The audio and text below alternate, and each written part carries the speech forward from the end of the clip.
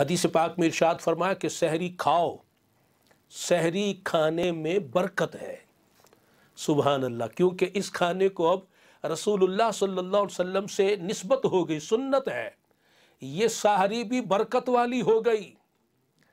اور سحری کھانا سنت ہے۔ اگر کبھی کسی وجہ سے بندہ سحری نہ کھا سکا اور آنکھ نہ کھلی، دیر سے اٹھا کہ سحری کا وقت گزر گیا، تو بعض لوگ اس پر ذرا وہ اپنی بڑا پن ظاہر کرتے، آج تو میں نے جناب بغیر سحری کے روزہ رکھ لیا۔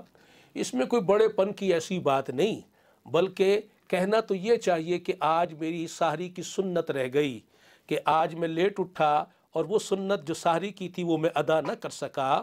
تو بہرحال سحری جو ہے وہ سنت ہے کھانا، اور برکت سرکار صلی اللہ علیہ وسلم نے فرمایا کہ اس میں تمہارے لیے برکت ہے۔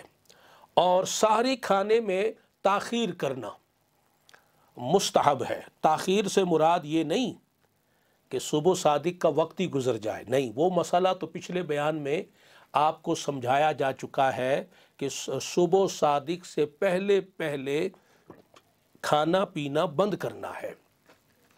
یہاں مراد یہ ہے کہ ویسے تو ساری رات ہے، بندہ کسی وقت بھی سحری کی نیت سے کھانا کھا سکتا ہے، لیکن جو آخری حصہ ہے سحری کا، اس میں سحری کرنا یہ برکت والی بات اور مستحب ہے۔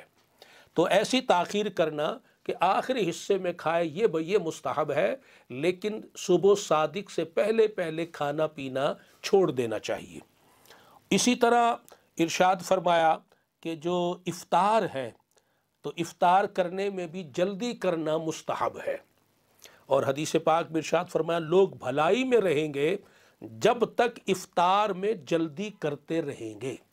یہاں جلدی سے مراد یہ نہیں کہ غروب آفتاب سے پہلے ہی بندہ افطار کر لے، وہ تو اس کا روزہ ہی ضائع ہو جائے گا۔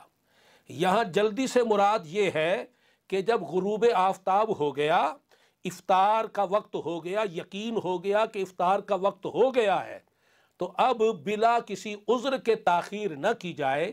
وقت ہو جانے کے بعد پھر افطار میں جلدی کرنا یہ مستحب قرار دیا گیا ہے۔